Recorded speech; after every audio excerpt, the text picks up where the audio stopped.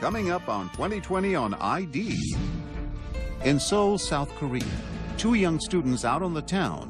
One ends up dead, brutally beaten. I look into the room and there's Jamie's body. The other finds herself accused of the crime. We know you did it. We know what happened that night. And I looked up and I said, are you saying I killed Jamie? Was she a murderer or a victim of investigators eager to close a case? Then, in Napa Valley, California, three carefree single women, one horrifying night. That's my roommate just hurt. Oh my God. How many people are injured? Two upstairs. I think they're dying. Was there a killer on the loose? Who do you think did this? I don't know. I really don't know. Beautiful young women murdered. Those left behind searching for answers. What remains? Welcome to 2020 on ID. I'm John Quinones. How does someone move on when a person close to them is murdered? That's the common thread of these two stories set thousands of miles apart. The first in South Korea and the other in California. We start with the story of two young Americans studying abroad. One of them is killed. The other is the last to see her alive. Or is she? It was 2004 when I first reported on this fascinating story. For Jamie Penich, it was always about a new adventure. Where in the world could she travel to next? Somebody would say, Jamie, let's go to Timbuktu. She'd be on the next airplane. Jamie's mom, Patty, says the sleepy town of Derry, Pennsylvania was too small for her daughter, even at a young age. Jamie had traveled all over Europe and spoke French fluently. What is it that drove her, do you think? I have no idea. She didn't get it from me. There was nothing here for her. She just wanted to travel the world and see what was out there.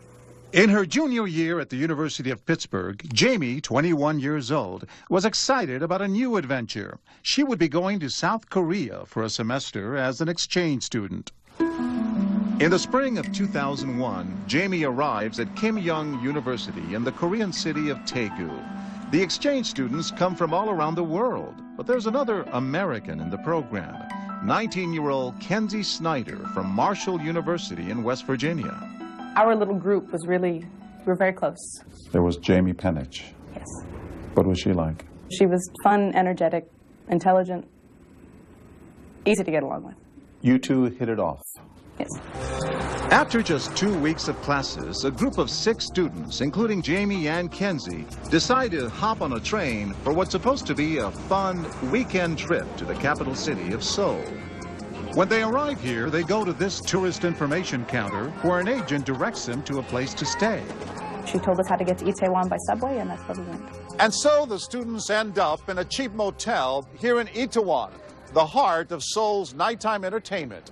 It's located right next to the big U.S. military base here, so there's no shortage of American soldiers looking for a good time. Long past midnight, Jamie, Kenzie, and their friends are on the strip, partying. It's St. Patrick's Day, and there's a rowdy crowd out on the streets. The students end up at this bar, where they spend their time hanging out with American GIs. Jamie and Kenzie are the last students to leave the bar. At about 3 in the morning, they walk down these streets back to their motel, a seedy place frequented by GIs and prostitutes. Jamie and Kenzie are staying in separate rooms with other roommates. Kenzie says Jamie decides to take a shower to sober up before going to bed. She gets into room 103, and I follow. She then goes into the bathroom and turns on the water, but she turns on just the hot water. So I step in with her and help adjust the water. Kenzie says she heads down the hall to her own room, but then minutes later, she decides to check on Jamie one more time. I open up the door, I hear the showers running. I think she's okay, and then I go back to my room to sleep. Then, at around 8 o'clock in the morning, Jamie's roommate wakes up and makes a horrifying discovery. There was a pounding on the door. She said, there's a dead body in my room. I can't find Jamie. Where's Jamie? I look into the room, and there's Jamie's body and something. We don't know it's Jamie's body. There's a body on the floor, and there's something covering her head, so we can't tell. The police arrive and find a frightening scene. Jamie had been brutally beaten to death in the bathroom, stomped so hard that her face is unrecognizable. Her body then dragged outside. What goes through your mind? You don't do much for thinking.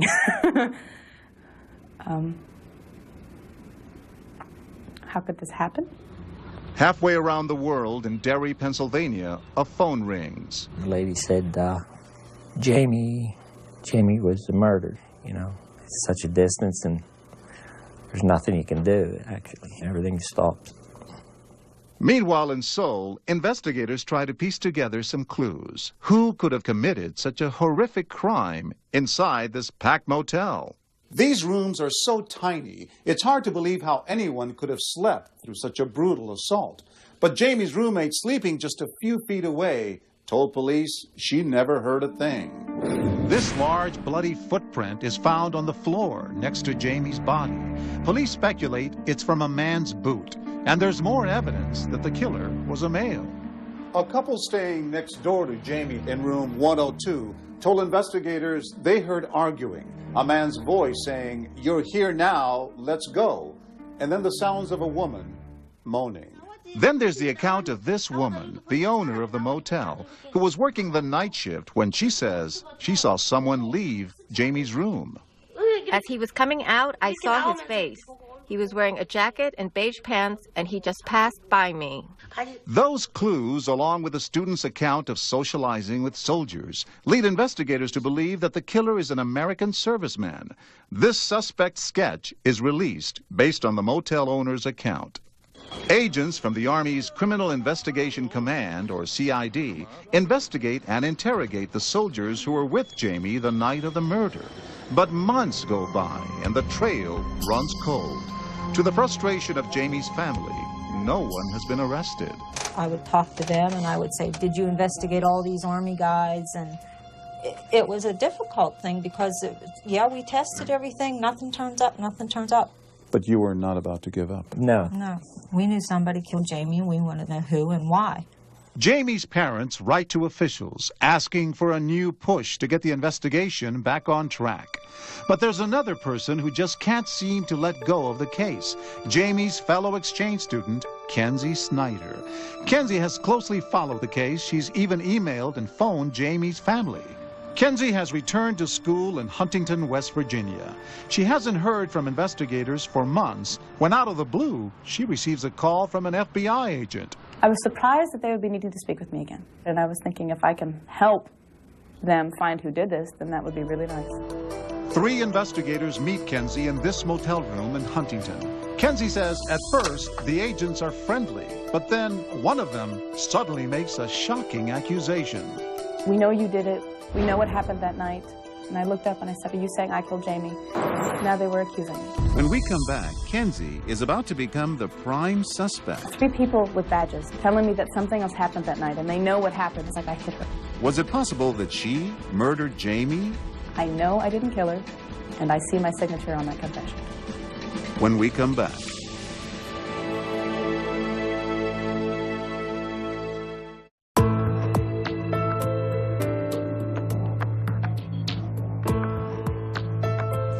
It had been a year since the brutal murder of Jamie Penich in Seoul, South Korea, and there was still no arrest. Then American investigators met with Kenzie Snyder and began to question what her role in the crime had really been. Was Kenzie the grief-stricken friend who wanted to help solve the crime, or was she the criminal? February 2002. The last person known to have seen Jamie Penich alive, fellow exchange student Kenzie Snyder, finds herself in a motel room in Huntington, West Virginia. She's facing 2 FBI agents and a CID officer from the U.S. Army's Criminal Investigations Command who'd been involved in the case in Korea. The CID mentioned how much this had affected his life, too, and he wanted to find out who had done this, so they were, really needing my help, is what he said. Kenzie says the agents want to clear up some inconsistencies in her original statement to investigators in Korea. On the 2nd day of questioning, Kenzie says agents start by showing her video and photos of the crime scene. But then, Kenzie says, the lead FBI agent turns on her, and suddenly she's no longer a witness, she's the prime suspect. And then he said, we know you did it, we know what happened that night. And I looked up and I said, are you saying I killed Jamie? And I'm just shocked. Their attitude had changed. Yes. Dramatically. Yes. Now they were accusing you. Now they were accusing me. Kenzie says the agents discourage her from contacting an attorney. To prove her innocence, she says, she agrees to answer more questions. Kenzie says one of the FBI agents seems intent on proving she and Jamie had a lesbian encounter. He asked me, well, who kissed who first? I was like, well, we didn't kiss. But I'm thinking, they said that they have evidence. There must be some reason he's asking this. I'm making it, well, I know that I wouldn't kiss her, so, well, maybe she kissed me first. Were you sexually attracted to Jamie at all? No. No. Why were you agreeing to this if it didn't happen? Because I was saying no, it didn't happen. Well, then they're telling me I'm lying. And I have 3 people with badges telling me that something else happened that night, and they know what happened. They're just getting me to understand what happened. I'm believing them. As incredible as it sounds, Kenzie says she actually found herself trying to help investigators. Isolated and confused, she says she became convinced that the agents knew more about what happened than she did.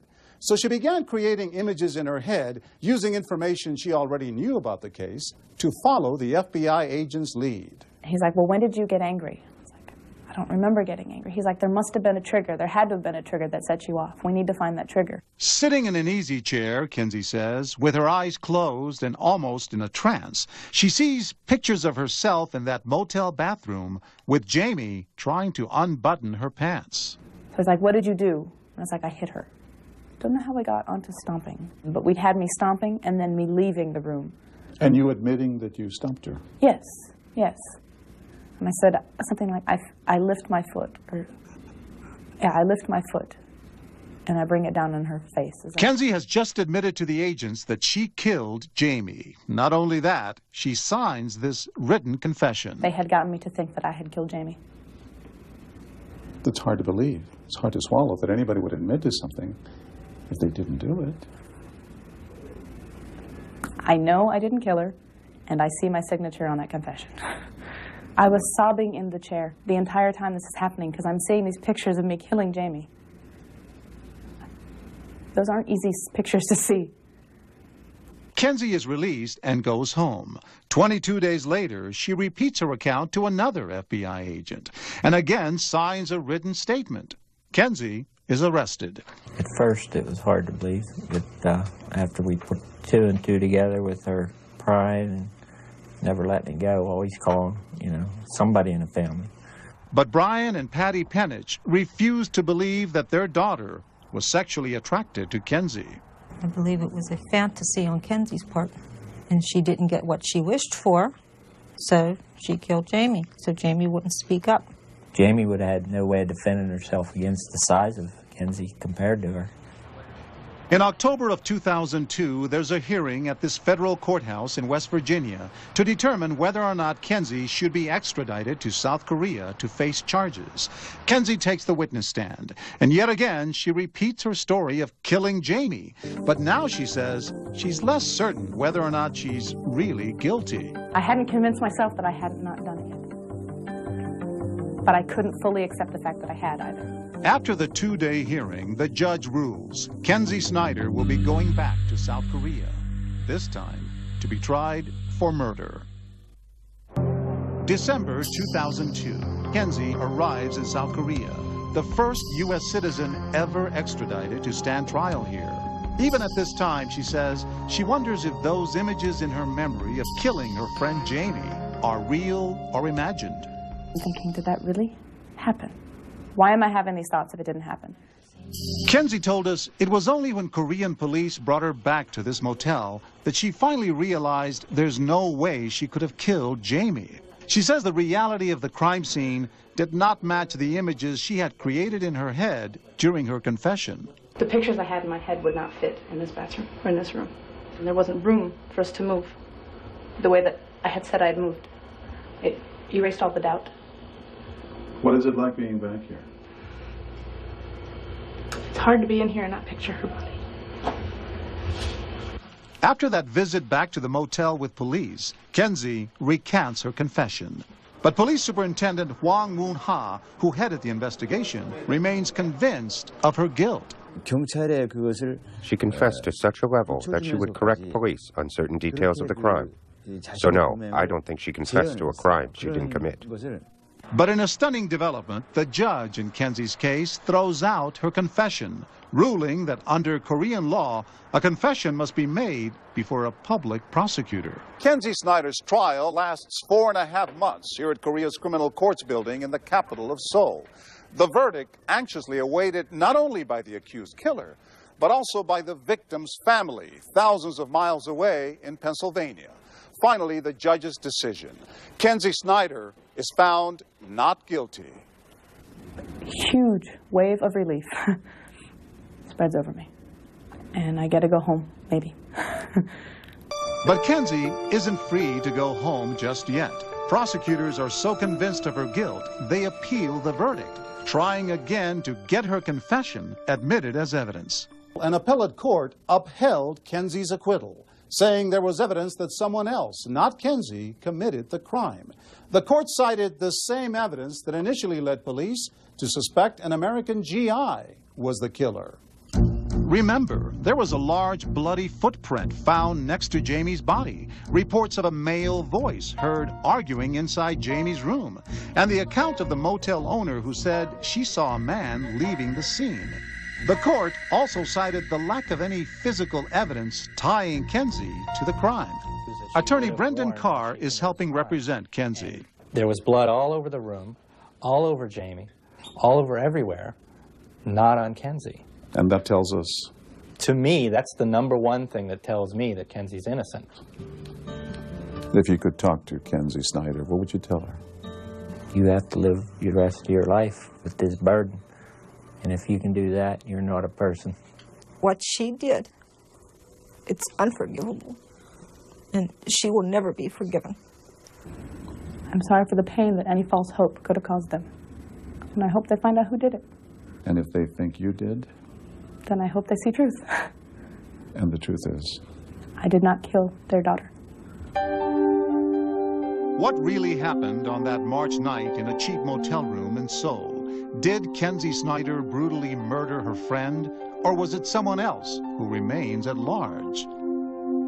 We may never know who killed Jamie Penich. I'll think about her all the time, every day, till I die.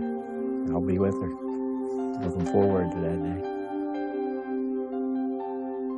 After yet another appeal, Kenzie Snyder was finally cleared of all charges in 2006. As of 2013, Kenzie says she's married and has a child and is actively working at getting her life back in order. The murder of Jamie Penich remains unsolved. When we come back, 3 young women living a carefree life in California's Napa Valley until a killer strikes one horrifying Halloween night. This is 911 emergency. What are you reporting? We got attacked or something. And I just remember saying, oh my God, oh my God, oh my God. Stay with us.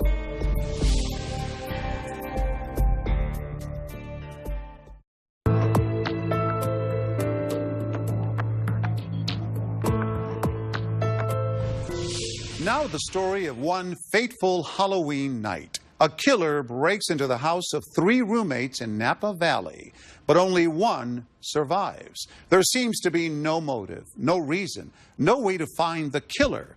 But as I first reported in 2005, this story has a twisted ending you won't see coming. For nearly a year, this young woman has been living in a state of terror. It's hard to go to sleep, and it's hard to be quiet when everything goes quiet and it's dark. That's when everything comes back every night. This is 911 emergency. What are you reporting? Oh my God, we got attacked. Street, please help. Lauren fears she'll be haunted for the rest of her life. Yeah, it was upstairs. I was downstairs. I don't know what happened. Okay. Most of my roommates were hurt. Oh my God. There have been many nights where I'll wake up or try to go to sleep and it all comes through and I have to just basically out loud say, okay, stop, don't, and push it away. Please, hurry. Pushing away the memory of that awful night, when an intruder slipped into her home, brutally stabbed her 2 roommates to death, then vanished. I'm downstairs. There was somebody that came in and stepped out the window. You must get to the point where you're fearful of the dark every night. I hate the dark. I hate the dark. How many people are injured? Two upstairs. I think they're dying. I swear to God. So deep is the post-traumatic shock that even now she's unable to let herself cry for fear of a total emotional meltdown. It was the weirdest feeling ever. I didn't want anyone to touch me. My mom would try to console me a little bit. I'm like, don't touch me. Oh my God, I just died. I don't know what is going on. I'm blood everywhere, and my brain is constantly. I remember my last words on the call was, "This doesn't happen in Napa." And I think she said, "No, it doesn't," or something like that. Nestled in the heart of California's idyllic wine country, Napa is nothing if not a safe place to live. Before that tragic Halloween night, there hadn't been a murder here in more than 2 years. It seems like the perfect place to raise a family or retire. But not much nightlife, not exactly the kind of place you'd expect to find 3 single, attractive, career-oriented women in their 20s. What is it like? What's that region like to live in? Napa? It's very boring. I think we were the total single girls in Napa. Still, all 3 choose Napa as the place to begin their careers, never imagining the horror that lay ahead. Lauren, the all-state athlete with a political science degree, coaching volleyball and working at a local college. Adrian Insania, the budding civil engineer who works at the Napa Sanitation District. She cared a lot. I learned that kind of slowly, that she really genuinely cared about people and her friends, and would do anything for her friends, and that's what I really did admire about her. They get along so well, Lauren and Adrian decide to rent this house on the west side of Napa. On the day they move in, Adrian's friend, Ben Katz, pitches in, and a couple of other friends, Lily and Eric, join them for an impromptu celebration. By summer, a bubbly former beauty queen from South Carolina, Leslie Mazzara, moves in. She could literally light up a room. Leslie is a public relations specialist at the high-profile winery of film director Francis Ford Coppola. She could wear me out like no other. It was funny. With just more energy and everything? Oh, yeah. Yeah. Or once we went to Santa Cruz all day. I laid out on the beach, had a great time. We got back about 10 o'clock. Okay, let's go out to the bar. That's right. I'm good. That's fine. Through the summer of 2004, Leslie and Adrian, both 26, and 27-year-old Lauren settle comfortably in their new home. Big backyard for my dog, and I planted flowers in the front, and it was pretty spacious, but also pretty intimate as well. On Leslie's birthday, Lauren snaps these pictures of her roommates in the backyard. When I look at those pictures, I see them. I really do. I see their personalities. I see who they are. I'm enjoying the moment of that time. We're all together. I was playing sports. I was pretty happy. It was my first time in my life where I was happy with where I was at that moment, and I wasn't really too concerned about the future. But then, on October 28th, the tranquility is broken when Leslie is the first to bring home a boyfriend in the middle of the night. The result? Lauren and Adrian are kept up all night by the lovemaking.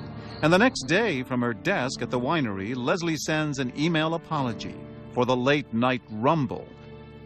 In the flurry of emails that follow, they agree. From now on, overnight male visitors can be expected.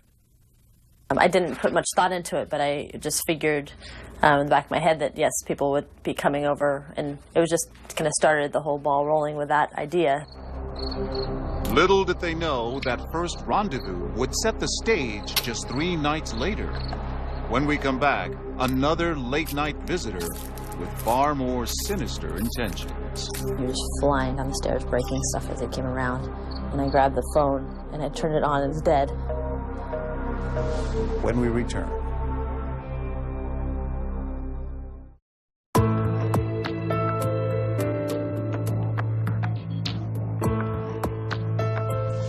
On a Halloween night in 2004, an intruder broke into the Napa Valley home of 3 young women. Now, 2 of them, Leslie and Adrian, are dead, brutally murdered. Lauren has been spared. Is there a reason, or was it luck? And why were Leslie and Adrian killed? It's been nearly a year since the murder of her 2 roommates, but Lauren can't escape it. Every single day, her mind replays the final hours of their life together. In the worst of coincidences, it's Halloween night, 10:30 p.m., and a TV show all about death HBO's 6 Feet Under is playing in the living room as Lauren's roommates go upstairs for the night. I finished up watching the last season on the DVD, and then I went to bed. The house is dark for about 2 hours until sometime between 1:30 and 2 a.m. when suddenly a security light trips on behind the garage. Chloe, my dog, jumped up and did her bark, and it wasn't a full bark, it was kind of a warning bark. I woke up and saw the light, and then I dismissed it as, Adrian had 2 cats and they were in and out a lot, so it was just the cats. Lauren quiets her dog and begins drifting back to sleep, but within minutes she hears someone entering the house, going up these stairs. She immediately thinks of Leslie's boyfriend and that noisy night of passion just 3 days earlier. And I thought, oh no, not again. So much so that I didn't look at my clock. I didn't want to know how little sleep I had left. I wasn't irritated yet, but I was thinking, please don't keep me up again. Not wanting to be a spoilsport, Lauren stays in her bedroom. Chloe jumped up again, and she barked, and she went to my door. My reaction is basically to quiet her down, so Chloe, it's okay, shh, and told her to lie down again. Again, she drifts off to sleep. And then a scream. She screamed unlike anything I'd heard before. I knew it was a blood-curdling, terrified scream. It's Adrian. And then just chaos erupted upstairs and banging around, and I knew it was Adrian's scream. Adrian kept screaming, and oh my God, please help, and she was just screaming, and so I jumped up. In total darkness, Lauren opens her door and takes one step out into the hall directly beneath the stairs. But then she's overcome with fear. I was frozen. It wasn't like I was going anywhere, but I was still listening, trying to figure out what was happening. But I couldn't really move until he started coming down. The intruder, less than 10 feet away and moving toward her in the dark. It's a scene from so many horror movies. A young woman transfixed for a moment that seems like an hour. And then he started running down the stairs, and she's still screaming. But he came down like skipping stairs. I mean, he was flying down the stairs, breaking stuff as he came around, and I just ran out. In her panic, she runs the wrong way toward the back door. I thought, this is a race for me to get to the door before he does. Suddenly, she finds herself trapped in her own backyard. You felt trapped because there was a fence? Yeah. Once I got outside, I just thought, what am I doing? I have nowhere to go, so I just stood there. Lauren hides here behind the house with a 6-foot fence ahead of her and no way to scale it. And then she hears him struggling with the kitchen blinds in the front of the house. Then it was quiet, that's all I remember, except for Adrian asking for help. The plaintive cries from upstairs draw Lauren back into the dark house. Not certain where the intruder is, but needing to help her friends, Lauren gropes her way to the kitchen phone. And I grabbed the phone, and I turned it on, and this is where it was moving. It was dead. I was like, oh my God. It was, that awful beeping sound when the phone's dead. Holding the dead phone in her hand, she tiptoes up the stairs, terrified that the intruder could be around any corner. I noticed just blood on the walls and everything. A crack of light leads her to a grisly scene here in Adrian's bedroom. I dropped the phone, and I just remember saying, oh my God, oh my God, oh my God, and just, it was like a war zone in my house. It was a horror movie. That's what I thought, exactly what I thought when I was up there. But it was not a movie. It was the scene of, walking into a movie. This entire bedroom floor is covered in blood. Lauren finds Leslie here, face down in a pile of clothes, with stab wounds all over her upper body and arms. She may have died while trying to come to her roommate's rescue. I knew she was dead. Deep down, I knew she was dead. She finds Adrian here, a few feet away, crouched behind her bed. She's alive, but no longer able to speak and rapidly bleeding to death from multiple stab wounds. The bedroom phone knocked off the hook, explaining why Lauren couldn't get a dial tone downstairs. Perhaps Adrian had already tried to call for help. I knew I couldn't help Adrian. There was just so much blood, and she was far too, I don't know. Amidst it all, Lauren is struck by the unreality of the scene. An enormous amount of blood everywhere, and just yeah. horror movie. This can't be happening. It's all surreal. It's all slow motion. She goes back downstairs, her bare feet slipping in her roommate's blood. Just got my cell phone, turned it on, called 911 from outside of my room or somewhere around there. Oh my God, we got attacked or something. Who attacked you? Please, I don't know. You don't know who attacked you?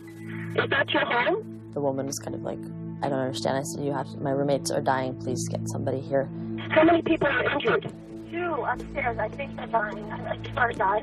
As she desperately feeds information to 911, Lauren is again struck by that question.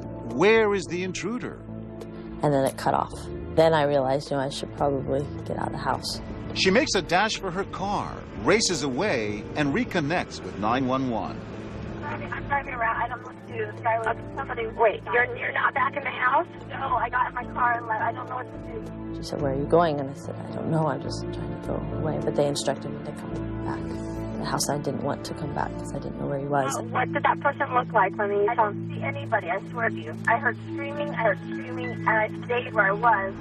What she doesn't know as she pulls away is that her memory of crashing kitchen blinds is the last anyone would hear of the intruder who had vanished into the night. Okay, who are the people inside the house?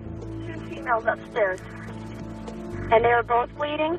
Yeah, well, one's unconscious, she was down, and then the other one was bleeding and gurgling and not quite, but she was saying, help me, please help me. I didn't know what to do. Who do you think did this? I don't know. I really don't know. What it does is it turns my world into looking around and having a suspicion about everybody. I was thinking everybody was a suspect, any of my friends or anything. Awful. In the depths of her grief, Lauren is obsessed with some frightening questions. Is the killer someone she knows? Did he intend to kill her too?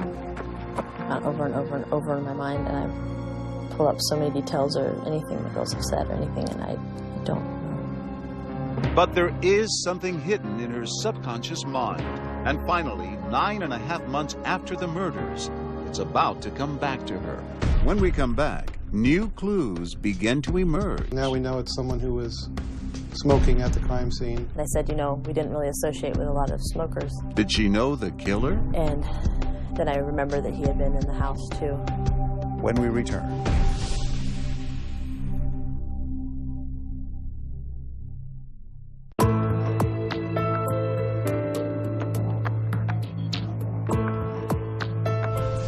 Two beautiful young women murdered in the dead of night for no apparent reason. It seems to make no sense. But as investigators sift through the clues, a different story begins to emerge. Reeling from the double murder in the heart of their community, Napa police methodically scour the crime scene. They collect 266 items of potential evidence, everything from microscopic fibers to cigarette butts. We never know what's going to be important usually at the time where we're there. Over the next several months, lead detective Todd Shulman and his colleagues interview some 1,300 people connected to the victims. Meanwhile, Lauren, the lone survivor, constantly racks her memory for clues. This whole time I've been thinking about different things, and I'd offer up kind of different suggestions to them. It's like a puzzle. We pick pieces, we take things from the crime scene that we feel are going to be, that may be useful or may yield evidence. And sometimes we may not realize the significance of what we collected until much later. They find what they think is the killer's blood, a drop of it, left outside the broken kitchen window. It contains the DNA of a white male of probable North European descent. We've collected over 200 DNA samples from various people we felt we wanted to check against our suspect's DNA. And none of those has resulted in a match. 2 weeks after the murders, Adrian's close friend Lily organizes a candlelight vigil. At her side is her boyfriend, Eric. Strangely enough, the murders happened on the weekend they had originally planned to be married. But Eric and Lily had been having their ups and downs, and Lily postponed the wedding. Finally, in January, they announce a new wedding date, acknowledging the loss of their close friend. Life in Napa Valley is getting back to normal. Meanwhile, the investigation inches along through the summer until police take a closer look at the cigarette butts found at the scene. we were able to abstract DNA from those cigarette butts. And it matches the DNA in the blood found by the kitchen window. It's another piece of the puzzle because now we know it's someone who was smoking at the crime scene. Those cigarette butts, smoked right down to the filter, indicate the killer may have spent some time lingering here in advance, casing that house earlier on Halloween night. He may have even watched as his two victims handed out candy to trick-or-treaters, passing unnoticed in this quiet neighborhood. In mid-August, police tell Lauren that the killer is probably a smoker. So then my brain started going, okay. And I said, you know, we didn't really associate with a lot of smokers. But just thinking about it was enough to trigger a forgotten memory. And then it took a couple seconds later, and then I thought, wait,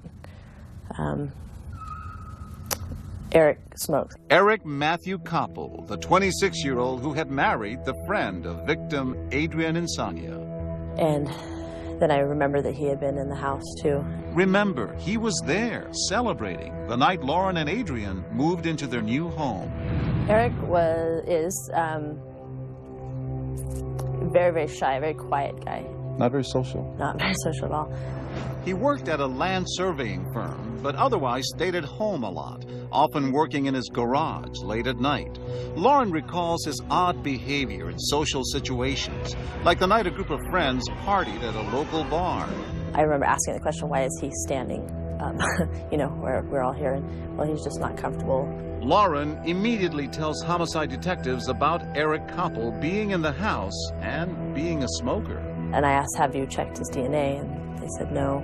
They had not checked his DNA. They had not checked his DNA yet. Did you ask them to talk to Eric?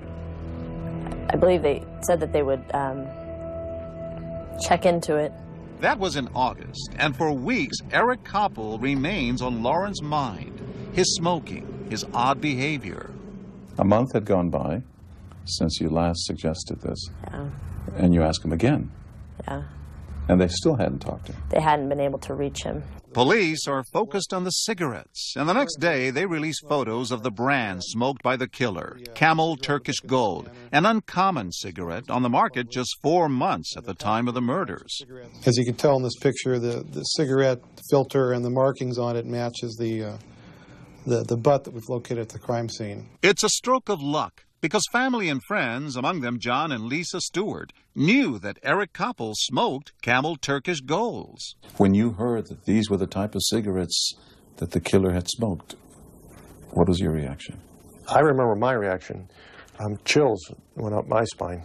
Because the only other time I had ever heard of these cigarettes mentioned was the night we smoked them together. They even have photos of that occasion, a barbecue in Koppel's backyard. I just shuddered. Ooh. And it was an awful sort of moment. Eric Matthew Koppel's name. With his brand of cigarettes now connected to the murders, Koppel goes to family members for advice. And then he turns himself in. Police called you a little before midnight to tell you this, and you broke down. They said something to the effect of, we found him, or we have a suspect or something. At approximately 3 a.m. on September 28th, Matthew Eric Koppel was booked into the Napa County Detention Center on 2 counts of murder. And it took about 3 seconds for my brain to register what they were saying, and then yeah, I was just shaking, and I was very upset. Mr. Koppel is charged with using a knife in each of those killings. When I got off the phone, that's when it really kind of hit me, and I lost it. And Lisa, you have no idea either. If he did it, why he would have murdered. Not the guy who planted the plants in his backyard and watered them every day. Now accused of viciously taking 2 lives. Yeah. And 2 lives of his wife's friends. It just doesn't make any sense at all. When you hear his name, what goes through your mind? It's more when I see his picture now is difficult. He looks like such a criminal now, and he was just a shy guy, you know, just a guy that just seemed nice. He just was, you know, quiet.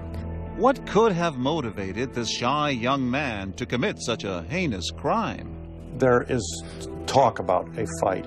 His friends look for clues in Koppel's behavior in the hours before the murders, when Eric and Lily attended a Halloween party. There was some alcohol. They were having some drinks. And he may have said a couple of things that embarrassed her. And he later even asked her if he had embarrassed her, and she said yes, that he had. I think at that point he even said, you know, I shouldn't be drinking anything, you know. After the party, they separate. Lily spends the night at her parents' house, leaving Eric alone. Police say he then goes to Adrian, Lauren, and Leslie's house and commits murder. But why would he target his wife's friends? Now remember, Eric and Lily had originally planned to get married that Halloween weekend, but Lily had postponed the wedding. Instead, she was getting ready for a girls-only vacation to Australia with her close friend, Adrian. Could that have been the breaking point for Eric? Sources say prior to his arrest, Eric wrote a suicide note, jealous of Adrian's close friendship with his bride-to-be. If Eric killed your roommates, he knew you lived there too. Why did he spare you?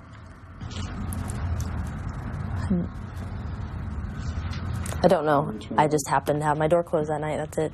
That's the only thing. Lauren remains tortured by the what-ifs. What if she had opened that door and let her dog out? What if she confronted the intruder when she first heard him enter? Could she have saved her friends, or would she also be dead? What helps you get by? Really good friends and exercising. Lauren still feels very much alone. Peace of mind is elusive, but she has found some in a spiritual connection with her murdered roommates, Leslie and Adrian. And I tell the girls this every day, like, I will never forget them. I'll never forget kind of what they had to go through. And if I don't think about them for a period of time, I feel guilty about that. So I maybe go out and I'll have a chat with them or something. You still talk to them? Oh, yeah, all the time. The girls added something to my life. I'll never forget that. It's just having that chunk gone is hard to fill. Eric Matthew Koppel pled guilty to the murders of Adrian and Leslie. He was sentenced to 2 consecutive life terms in prison.